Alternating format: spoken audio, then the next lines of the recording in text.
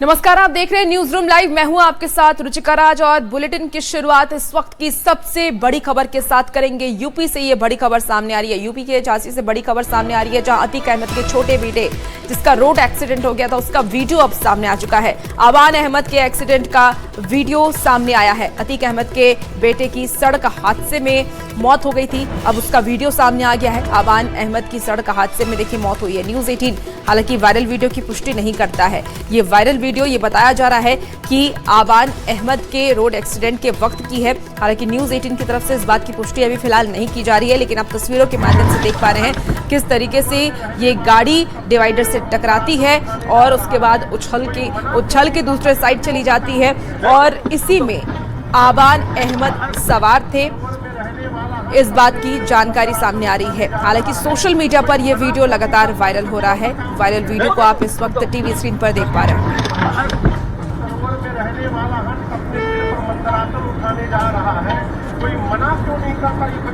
ये तस्वीर आपको दिखा रहे हैं, जहां अतीक अहमद के छोटे बेटे आबान अहमद की मौत सड़क हादसे में हो गई और उनकी मौत की वजह रोड एक्सीडेंट बताई जा रही थी। और उसी वक्त की ये तस्वीर आपको हम दिखा रहे हैं, जहां डिवाइडर से गाड़ी कैसे टकराती है। और इसमें देखिए अतीक अहमद के छोटे बेटे के अलावा भी 3 लोग और सवार थे। हालांकि वो तीनों काफी गंभीर रूप से घायल हो गए, लेकिन अतीक अहमद के छोटे बेटे आबान अहमद की मौके पर ही मौत हो गई। तो झांसी कानपुर हाईवे पर तेज रफ्तार क्रेटा कार के डिवाइडर से टकराने के बाद पूरी तरीके से कार क्षतिग्रस्त हो गई और इसी घटना के वक्त की आपको ये तस्वीर सोशल मीडिया के जरिए जो वायरल हो रही है वो दिखा रहा है। सरोवर में रहने वाला हंस अपने सिर पर मंतरासन उठाने जा रहा है, कोई मना क्यों नहीं करता। और इसी बीच देखिए मुजफ्फरपुर से बड़ी खबर सामने आ रही है, जहां बस में भीषण आग लग गई है। शॉर्ट सर्किट की वजह से आग लगने की आशंका जताई जा रही है। बड़ी खबर आपको मुजफ्फरपुर से बता रहे हैं, जहां भीषण आग लगी है। 35 यात्रियों को सुरक्षित निकाला गया, किसी के घायल होने की खबर नहीं है। फायर ब्रिगेड की टीम ने आग बुझा ली है। हालांकि मोतीपुर NH 27 बरजी ओवरब्रिज पर यह हादसा हुआ। हादसे के वक्त की आपको ये तस्वीर दिखा रहे हैं। उसके बाद हालांकि तुरंत ही फायर ब्रिगेड की टीम को बुलाया गया। फायर ब्रिगेड की टीम की सूझबूझ से आग पर फिलहाल काबू पा लिया गया है। 35 यात्रियों को सुरक्षित वहां से बाहर निकाल लिया गया। तो शॉर्ट सर्किट की वजह से आग की आशंका जताई जा रही है। देखिए मोतिहारी से मुजफ्फरपुर की तरफ बस जा रही थी, जिसमें करीब 35 लोग सवार थे और सभी लोगों को सुरक्षित वापस निकाल लिया गया है और कोई जख्मी होने का कोई भी सूचना नहीं है। सभी लोग सुरक्षित हैं। और 12:45 में आग लगी थी, जिसमें 1:04 पे हमारी अग्निशमन वाहन की पूरा टीम यहाँ पर सबसे काम कर रही है। और इसी बीच देखिए सहरसा से एक बड़ी खबर आपको बताते हैं। सिमरी बख्तियारपुर पर खड़ी ट्रेन में आग लग गई है। इस वक्त की आपको ये बड़ी खबर सहरसा से बता रहे हैं, जहां जो जानकारी सामने आ रही है, कोशी एक्सप्रेस के कोच में धुआं उठा। RPF और फायर ब्रिगेड की टीम ने आग बुझा दी। हालांकि यात्रियों को दूसरे कोच में भेज दिया गया, ट्रेन को आगे रवाना किया गया और हादसे में कोई हताहत नहीं हुआ है। घुसो। बड़ी खबर आपको इस वक्त सहरसा से बता रहे हैं और ये तस्वीर भी दिखा रहे हैं। देखिए किस तरीके से ये धुआं उठा, उसके बाद आग लग गई और ब्रेक बाइंडिंग से आग की आशंका फिलहाल जताई जा रही है। 3 अगस्त को भी ट्रेन में आग लगी थी। पूरा अंदर से प्रेशर मारेगा तब जाके होगा।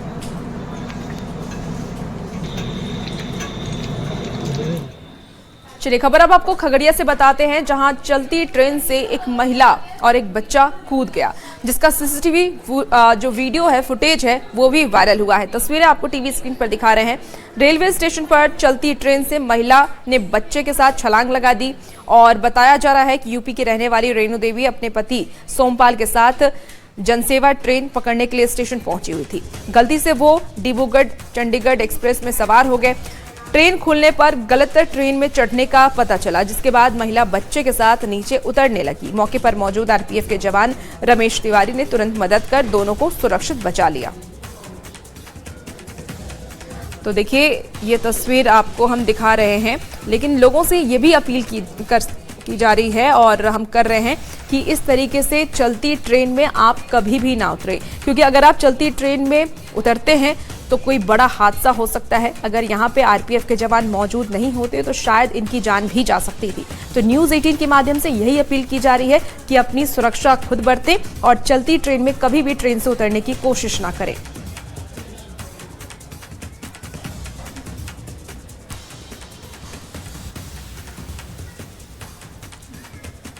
देखिए, एक तरफ जहां लगातार बारिश हो रही है, मौसम विभाग की तरफ से लगातार बारिश का अलर्ट जारी किया जा रहा है, तो वहीं बागमती नदी के बढ़ते जलस्तर की वजह से कटाव भी हो रहा है।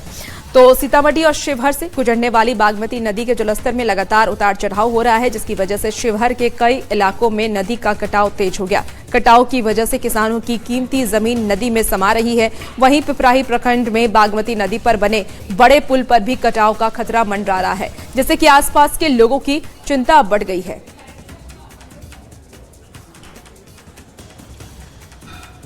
तो आपको बता दें कि बारिश की वजह से हर तरफ नदियों का जो जलस्तर है वो बढ़ रहा है और बढ़ते जलस्तर की वजह से अब लगातार लोग हैं जो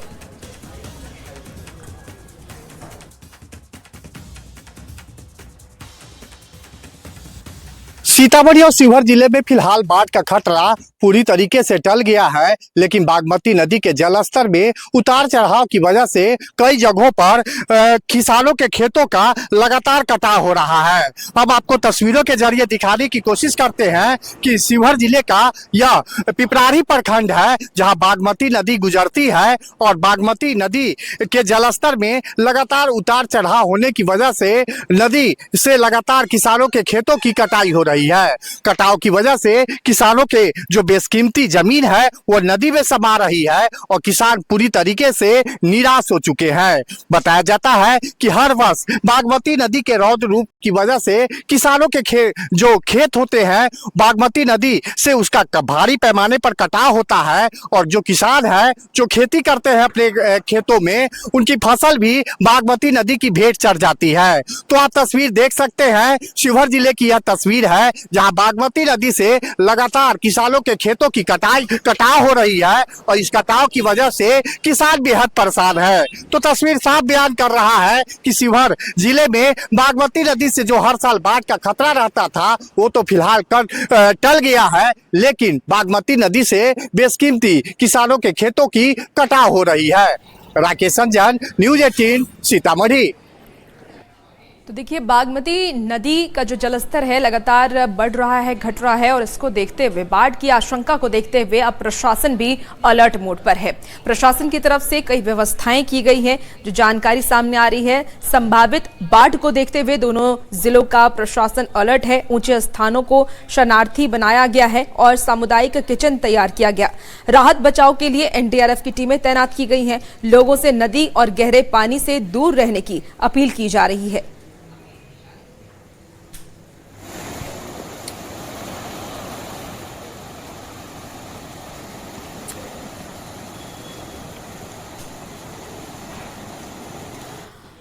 तो चमोली के नीति घाटी से आपको ये खबर बता रहे हैं, जहां बादल फटने की वजह से कई लोग घायल हुए हैं। हालांकि एनडीआरएफ और एसडीआरएफ की तरफ से लगातार टीमों को तैनात किया गया और रेस्क्यू किया जा रहा है। तो चमोली के नीति घाटी में तमक में बादल फटने के बाद एनडीआरएफ और एसडीआरएफ की टीम राहत और बचाव कार्य में लगी हुई है। सोमवार को तमक में बादल फटने से भारी नुकसान हुआ है, जिसमें 3 गाड़ियों और वैली ब्रिज को नुकसान पहुंचा है। पुल के बहने से नीति घाटी के 13 गांवों समेत भारतीय सेना के अग्रिम चौकियों का भी संपर्क कट गया है, जबकि बीआरओ का हवलदार भी घटना से लापता बताया जा रहा है, जिसकी तलाश अभी भी जारी है। और सुबह से ही डॉग स्क्वाड की टीम और आईटीबीपी, एनडीआरएफ के जवान नदी के किनारे और मलबे और पत्थरों के बीच लापता ड्राइवर की तलाश कर रहे हैं। लेकिन 3 दिन बीत जाने के बाद भी अभी तक हवलदार पंकज का पता नहीं चल पाया। पंकज पिथौरागढ़ के धारचूला का रहने वाला है।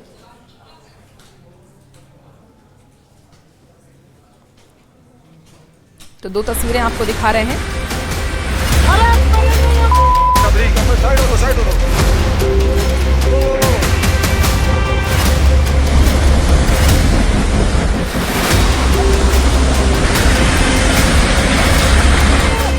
चमोली में बादल फटने से महातबाही।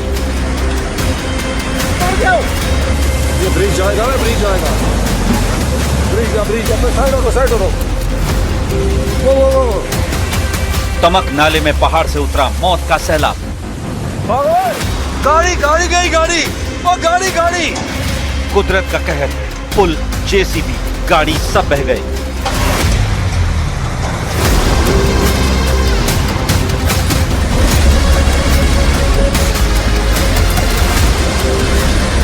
पहाड़ से आई पानी की ये वो खौफनाक लहर है जिसने चंद सेकंड में इलाके की पूरी तस्वीर ही बदल डाली। एक तरफ 40 मीटर लंबा पुल, दूसरी तरफ कई टन वजनी जेसीबी और पास ही खड़ी पिकअप गाड़ी। देखते ही देखते पहाड़ का सैलाब ऐसा टूटा कि तीनों तिनके की तरह बहने लगे। चमोली के तमक नाले में पहाड़ के ऊपर से सैलाब तेजी से उतर रहा था और नीचे एक जेसीबी ऑपरेटर जान बचाने के लिए मशीन को पीछे करने की कोशिश कर रहा है, लेकिन सैलाब की रफ्तार उससे कई गुना ज्यादा थी। पानी और मलबा आगे आगे, जेसीबी पीछे पीछे। फिर पल भर में कुदरत का ऐसा वार हुआ कि जेसीबी समेत सब कुछ पानी के तेज बहाव में समा गया।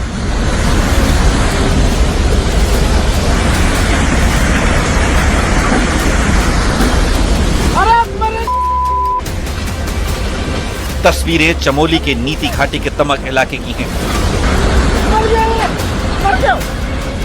जहां सोमवार शाम करीब 4 से 5 बजे के बीच कुदरत ने अचानक रौद्र रूप दिखाया।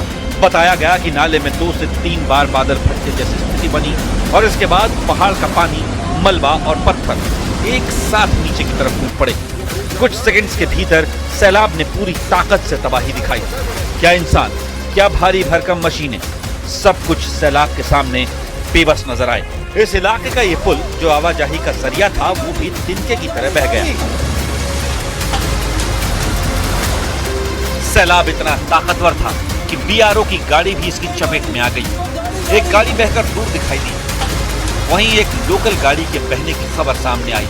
इस हादसे में बीआरओ अधिकारी के ड्राइवर के भी लापता होने की खबर है।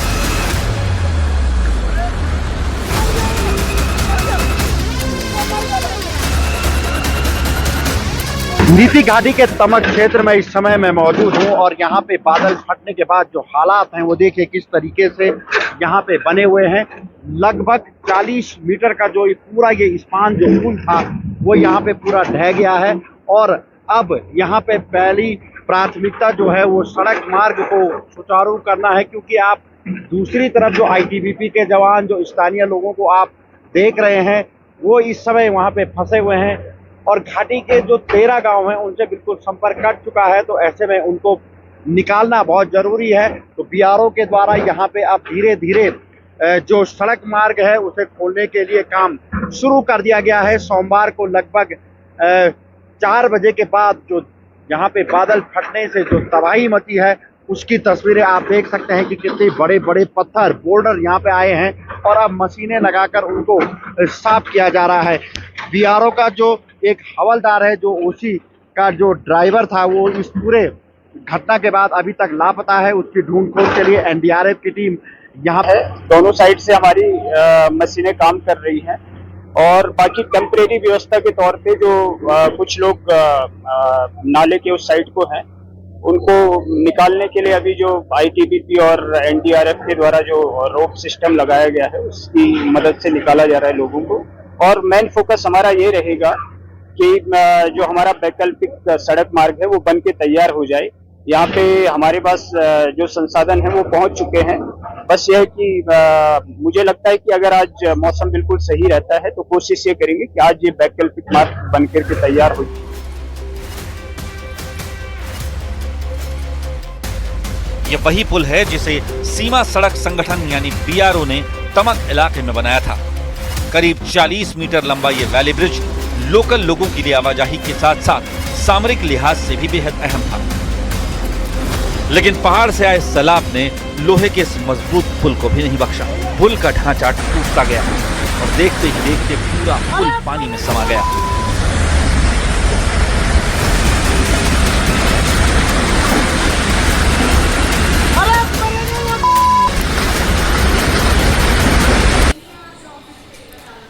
और चलिए खबरों में आगे बढ़ते हैं तो एफसीआरए बिल को लेकर के एक बड़ी खबर आज संसद से आ सकती है, क्योंकि 2 दिनों से लोकसभा और राज्यसभा में इसको लेकर के बातचीत चल रही है। इस बिल को लेकर के बातचीत चल रही है। आपको बता दें कि सरकार की ओर से बिल से जुड़ी जेपीसी यानी कि जॉइंट पार्लियामेंट्री कमेटी के गठन का ऐलान किया जा सकता है। और पिछले 2 दिनों में सरकार ने लोकसभा और राज्यसभा की बिजनेस एडवाइजरी कमेटी की बैठक में राजनीतिक दलों से बिल पर राय भी ली है।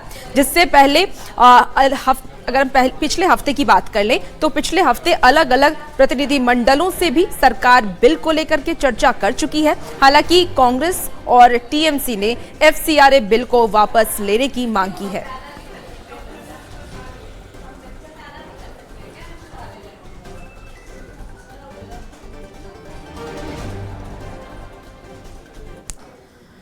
और चलिए खबरों में आगे बढ़ते हैं। एक बार फिर से बिहार की खबर का रुख कर लेते हैं, जहां राज्यसभा सांसद नीतीश कुमार के आवास पर बैठक होने वाली है। सांसदों के तरफ से या सांसदों के साथ ये बैठक होने वाली है। तो आपको बता दें कि जेडीयू के राष्ट्रीय अध्यक्ष और राज्यसभा सांसद नीतीश कुमार के आवास पर बैठक हो चुकी है। और जो जानकारी सामने आ रही है, नीतीश कुमार के 9 सुनहरी बाग आवास पर यह बैठक हुई है, जिसमें कि जेडीयू सांसद दिलेश्वर कामत, रामप्रीत मंडल, देवेश चंद्र ठाकुर और कौशलेंद्र कुमार समेत कई नेता वहां पर मौजूद रहे। बैठक में राज्यसभा सांसद संजय झा भी शामिल रहे हैं। तो ये बैठक काफी मायने में अहम मानी जा रही है। इस बैठक में तमाम बड़े सांसद मौजूद थे और नीतीश कुमार की अध्यक्षता में ये बैठक की गई। हम लोगों के जो आज हमारे माननीय राष्ट्रीय अध्यक्ष जी के साथ साथ हमारे 7 माननीय सांसद जी थे, वो हम अपने नेता से मिलने की बहुत दिनों से इच्छा थी। ऐसे हम लोग पार्लियामेंट में मिलते थे, लेकिन सारे सांसदों ने मिलकर के आज उनसे आशीर्वाद लेने की। संसद में गतिरोध पार्लियामेंट में लगातार हंगामा चल रहा है, उस पर कुछ बात हुई? क्या स्ट्रेटजी बनी? जी बात हुई है, लेकिन बात जो हुई है वो यहाँ कहने वाला नहीं है, वो पार्लियामेंट की बात है। तो आप लोग आए, बहुत बहुत धन्यवाद आप लोगों को जी। हम लोग को आशीर्वाद प्राप्त हुआ माननीय पूर्व मुख्यमंत्री हमारे विकास पुरुष। तो देखिए, प्रधानमंत्री नरेंद्र मोदी की तरफ से पूर्व राष्ट्रपति रामनाथ कोविंद के ऊपर एक किताब लिखी गई जिसमें लिखा है माई लाइफ माई स्ट्रगल। इसका प्रधानमंत्री नरेंद्र मोदी ने विमोचन किया है। देखिए, विज्ञान भवन में आयोजित कार्यक्रम में पीएम मोदी ने इस किताब को राष्ट्र की धरोहर बताया, साथ ही जनजी से इसे पढ़ने का आग्रह भी किया। इस किताब में रामनाथ कोविंद ने अपनी शुरुआती जीवन से लेकर के सार्वजनिक जीवन तक के ऊपर ये उस सफर को बताया। उन्होंने इस किताब में हर एक बातों का जिक्र किया है। किताब में उनके संघर्ष, अनुभव और उपलब्धियों के साथ साथ राष्ट्रपति भवन तक पहुंचने की पूरी कहानी भी दर्ज की गई है। कानपुर देहात के एक छोटे गांव में जन्म लेने वाले रामनाथ कोविंद ने देश का सर्वोच्च संवैधानिक पद संभाला। कोविंद ने साल 2017 से 2022 तक इस पद पर वो रहे और उन्होंने काम किया। राष्ट्रपति बनने से पहले उन्होंने 2015 से 2017 तक बिहार के राज्यपाल और उत्तर प्रदेश से लगातार 2 कार्यकाल तक राज्यसभा सदस्य के रूप में कार्यरत वो रहे। वहां पर उन्होंने कार्य किया और अपने इस सफर में कोविंद के जीवन में कई उतार चढ़ाव आए, जिसका जिक्र इस किताब में किया गया है। आत्मकथा के विमोचन का अवसर मिला है। मुझे खुशी है कि मुझे भी इस कार्यक्रम का हिस्सा बनने का सौभाग्य मिला है। कोविंद जी से मेरा बहुत लंबा परिचय रहा है। उन्हें करीब से जानने का भी अवसर मिला है और राष्ट्रपति के रूप में उनका मार्गदर्शन और इस सब के साथ साथ उनका मेरे प्रति विशेष स्नेह, उनकी आत्मीयता, ये मेरी बहुत बड़ी पूंजी रही है।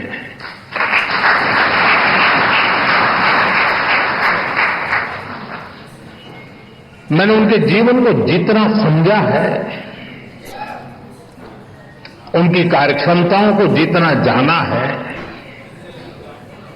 मैं पूरे विश्वास से कह सकता हूं कि श्री रामनाथ कोविंद जी की ऑटोबायोग्राफी अपने आप में भारतीय लोकतंत्र और भारतीय समाज के लिए एक धरोहर बनेगी। और अब दिल्ली से खबर आ रही है, जहां दिल्ली में एनडीए सांसदों की तरफ से हर घर तिरंगा बाइक रैली की शुरुआत की गई, आज निकाली गई है। आपको बता दें कि भारत मंडपम से लेकर के ये जो यात्रा है वो इंडिया गेट तक गई। उपराष्ट्रपति सीपी राधाकृष्णन ने बाइक रैली को हरी झंडी दिखाकर रवाना किया। बड़ी संख्या में एनडीए के सांसद तिरंगा लेकर के बाइक पर सवार नजर आए। देशभक्ति के संदेश के साथ निकाली गई इस यात्रा में तिरंगे की शान और सम्मान का खास ध्यान रखा गया।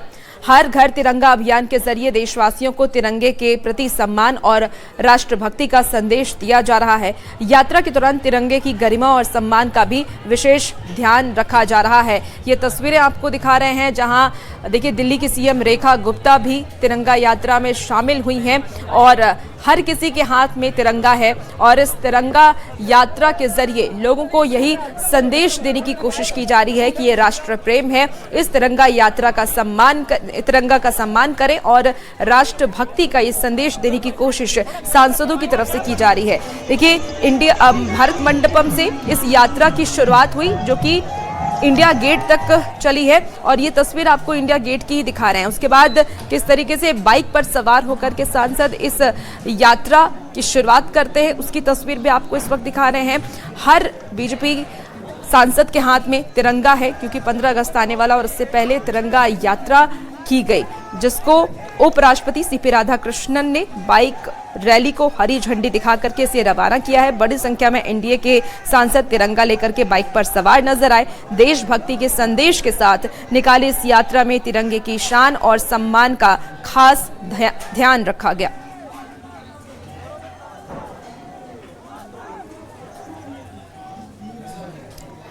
और खबर अब आपको नालंदा से भी बताते हैं। बिहार में भी तिरंगा यात्रा को लेकर के खास तैयारी की जा रही है, क्योंकि खुद सीएम सम्राट चौधरी ने तिरंगा यात्रा को लेकर इसे खास बताया है। देखिए, बिहार शरीफ के हरदेव भवन के पास से तिरंगा शोभा यात्रा निकाली गई और इसका नेतृत्व डीएम उदिता सिंह और एसपी भारत सोनी ने किया है। यात्रा में बड़ी संख्या में छात्राओं और स्थानीय लोगों ने हिस्सा लिया। हर घर तिरंगा अभियान के तहत जिले भर में तिरंगा यात्राएं निकाली जा रही हैं और डीएम ने यह भी कहा है कि लोगों में तिरंगा यात्रा को लेकर के खासा उत्साह देखा जा रहा है। बड़ी संख्या में लोग इसमें शामिल हो रहे हैं।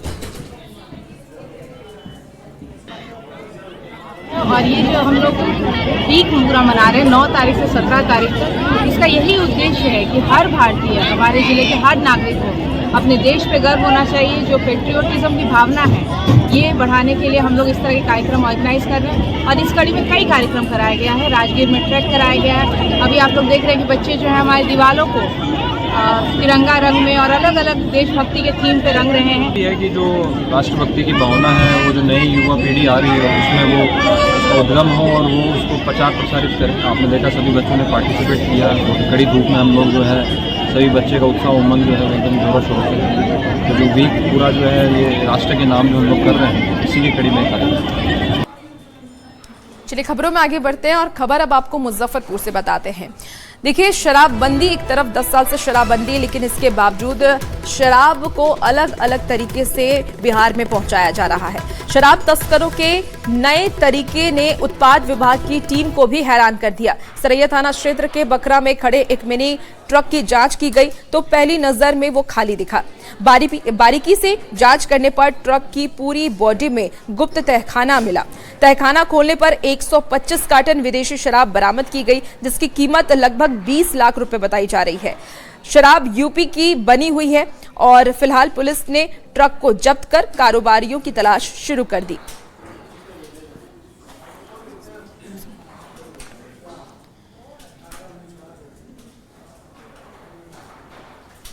तो देखिए, मुजफ्फरपुर से आपको ये खबर बता रहे हैं, जहां सरैया के बकरा में पकड़ा गया है मिनी ट्रक और इस ट्रक से 125 कार्टून शराब बरामद हुआ। अंग्रेजी शराब बरामद हुई है।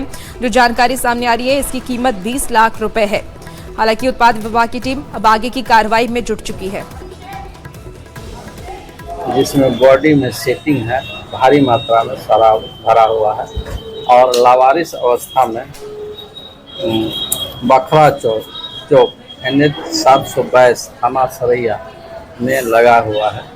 सूचना के उपरांत एक टीम गठित कर वहां भेजा गया और इस गाड़ी की छानबीन की गई। इसमें गाड़ी में चारों तरफ बॉक्स बनाया हुआ है और बॉक्स के अंदर अफसर चॉइस ओरिजिनल विस्की 180 ml का टेट्रा पैक में आता है, जिसमें से 124 पेटी बरामद हुआ। और फिलहाल इस बुलेटिन में इतना ही। खबरों का सिलसिला जारी है, बने रहिए न्यूज़ 18 के साथ।